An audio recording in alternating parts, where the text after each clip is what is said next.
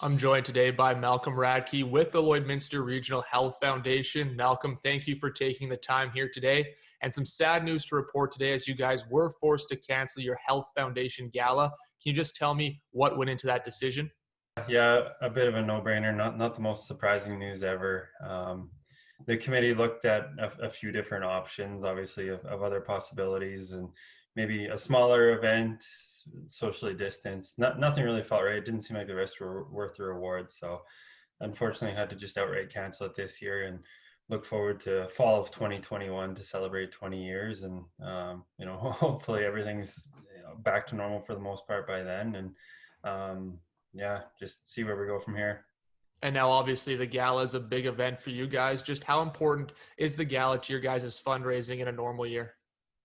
It's huge. Yeah, so the gala is typically our biggest fundraiser of the year. So no question it's going to be hard. At this point, you go back to the drawing board and just start to look at other options of what we can do for fundraising. I will say that in March, when all the COVID-19 lockdowns started happening, the community rallied and was very responsive and very supportive. So totally happy for that, and grateful to everybody for stepping up. And yeah, now just long term, we're looking at how else we can fundraise for the hospital and keep the momentum. And now the gala has led to fundraising for quite a few projects here. Can you just take me through a few of those projects that the gala has helped fundraise for? Yeah, pretty much anything and everything the Gala's been a part of. This year is supposed to be 20 years for the event, so over its 20-year history, it's raised over 3 million, getting close to 3.5 million, which is absolutely incredible. A lot of longtime volunteers and supporters and attendees and staff that have helped out over the years. That money's gone to various things. I know, like it's gone to physician recruitment, it's gone to expanding seniors housing, Project Sunrise for mental health, the dialysis relocation that's coming up. Those are just a few off the top of my head.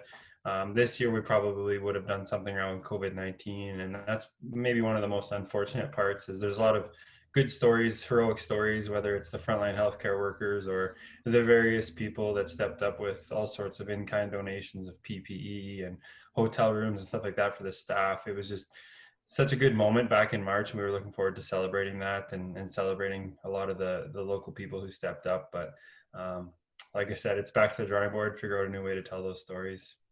Now the Health Foundation will be continuing to accept donations, and you also have stuff planned here for the Christmas season, still in the early stages, but can you tell me what you guys do have planned here coming up in the near future?